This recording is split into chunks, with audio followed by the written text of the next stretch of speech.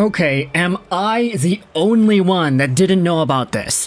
This was posted onto Twitter, and there are a few other Canucks fans that I follow in the social media scene that were equally perplexed by this as well as I, so I kind of feel like we need to make a video about this. We need to talk about the secret Vancouver Canucks acquisition that they made earlier, and it's a name that you might be very familiar with.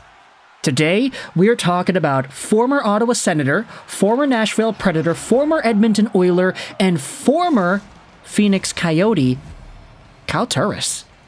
Because, yeah, that's right, Kyle Turris is apparently on the Vancouver Canucks, but not in the way you might think. Now, Turris, you think, oh, secret Canucks ad, who's Lego gonna bring out of his hat today? Some random guy that was an interesting name like 20 years ago? Nah, fam. Kyle Turris is 34 years old. He's from New West, so he is from here. We all kind of know this, though. I think it's been pretty documented information over the past few years that Turris has been a local Vancouver area guy. But initially a 2007 third overall pick by the Phoenix Coyotes, not the Arizona Coyotes, the Phoenix Coyotes. He inevitably played with the Coyotes. He played with the Ottawa Senators. He was a 60-point guy with the Sens and eventually helped that team make the Stanley Cup semifinal. They're one game away from the finals. Thank you to Chris Kunitz for ending off the Ottawa Senators' reign of dominance in that era. But Turris eventually played with the Nashville Predators, and he was all right over there. He played with the Oilers, and he was very not good over there. He played as recently as 2 seasons ago. He played so recently that even if you look at this YouTube channel's history, we've made videos talking about Kyle Turris getting traded and potential destinations and rumors and this and that. This guy was a part of our cycle because he was a name that as far back as 3-4 years ago was a notable one. And now, turns out he's on the Canucks. So the reason we are talking about this here today is because of a post made on Faces Magazine's website. Now, I don't know exactly where Faces Magazine is primarily based, but based off of their webpage, the thing says the 2024 Ottawa Awards. So I'm going to assume this is like an Ottawa, Ontario thing. And they published an article earlier in January, catching up with the former Ottawa Senator in Kyle Turris. This was a pretty good piece, and if you wanted to go out there and read, see what's up with Kyle Turris, see what this 34-year-old retired NHL player is up to right now, hey, the article will be linked in the description if you want to go ahead and read this. But the reason this is making the rounds now, and the reason I stumbled upon this, was because you had yourselves a post made by Riot Survivor, aka KMAD, on the subreddit, who went out there and quote-tweeted this same article catching up with Kyle Turris on Twitter. Again, it's from January 12th, but nobody really saw this until recently. Did anyone have any idea this was happening? Kyle Turris is working as an intern with the Vancouver Canucks from his quote-unquote forever home in North Van. And included in Riot Survivor's post is an excerpt from the article that goes out there and reads this. The 34-year-old Kyle Turris and his wife Julie are raising 3 young children. They're building their forever home in Vancouver. He's coaching 2 minor hockey teams. He's gone back to university, and he's got a new job as an intern for the Vancouver Canucks. And I'm kind of chuckling while I'm saying that. That's so interesting.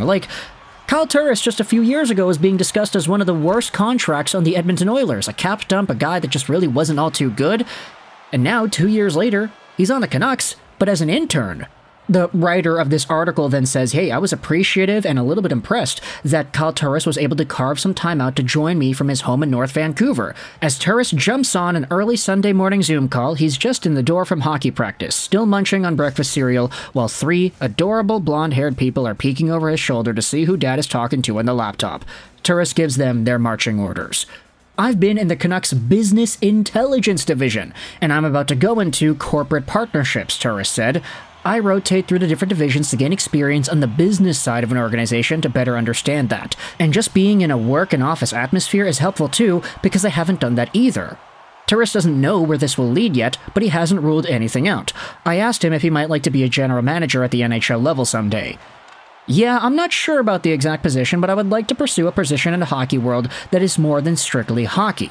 I feel like gaining this experience will be very valuable to me in the future and pursuing something along that line. So I'm very grateful to the Vancouver Canucks for giving me this opportunity. This is so cool, dude. Did anybody go out there and, know this? I mean, there's a reply from Millsy fan. He's been working for months. He's working with my sister's boyfriend. Of course, this is all just, anecdotal evidence. It could be just some guy lying on the internet because everybody tells the truth 100% of the time on the internet. But then again, if this is real, then that's really cool. Kyle Turris has apparently been in this position for a while now, and it's kind of a wake-up call to other people who look at NHL athletes with reverence. They see these guys and they revere these guys. They say, yeah, that guy was a 3rd overall pick in the NHL Draft. That guy was a former 60-point player in the NHL. That guy was one game within playing for a Stanley Cup Finals matchup. That guy had a great life. But then you think about it, and it's like, okay, well, Kyle Turris, by the time he was 29, 30 years old, he wasn't really producing as much as he had in the past, and even when he was 33, 32, 31, he was starting to produce so many fewer points with the Oilers, and everybody was talking about how this guy was done, he's washed, he's this, he's that. Turris had the opportunity, probably, to maybe play in the AHL. Or maybe he would have gotten some offers overseas. There's definitely a bunch of overseas Swiss League, Swedish League, Russian League, Finnish League teams that would gladly take the opportunity to strike while the iron is hot for a former 60-point NHL guy.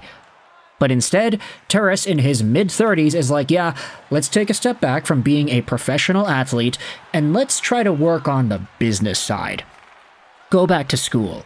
Build my house, and learn what it takes to be a businessman in an office environment, working the 9-to-5 and being a part of a hockey organization in a role that's not strictly about being on the ice. Business management, corporation stuff.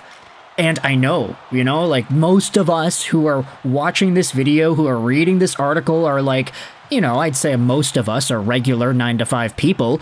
We know what this is like. But for the most part, people like Kyle Turris normally don't. I mean, Turris was drafted out of the Burnaby Express in the BCHL. He played in the University of Wisconsin for a year, and then he went pro.